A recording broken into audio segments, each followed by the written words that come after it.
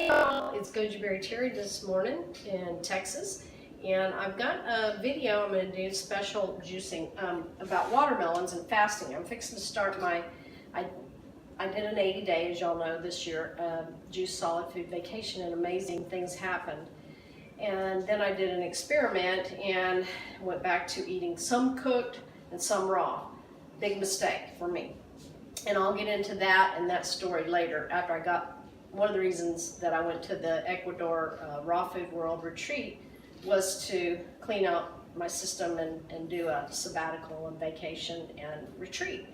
Anyway, I'm back and I'm going to do another one starting tomorrow, maybe today, I'm not sure. I've only had watermelon juice this morning. I may go ahead and start today, but probably for sure tomorrow.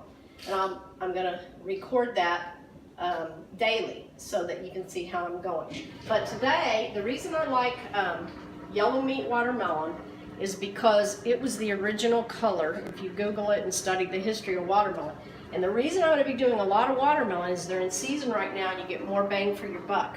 Also, I really like the fact that omega-3s, I mean your oils are in the seeds. So I juice the seeds, I juice the chlorophyll, so I get the chlorophyll, I get the sugar, and I get the fats, which in David Wolf's book, The SUNFOOD Diet Success, he talks about how we need to balance the sugars and the oils or the fats and the greens. It's very important. So for me, when I did mostly watermelon juicing on my 80 days, I got such a high level of vibration and consciousness from just doing watermelons. Of course, I did a lot of green leafy juices, and for people that don't need the sugar, that might not be ideal. I also have on some of my other videos, if you look back, about candida juicing and good juices for doing that. Celery is a phenomenal juice, and we'll get into more about celery later. But right now, let's get started with watermelon juicing. I'm going to use a haram juicer today,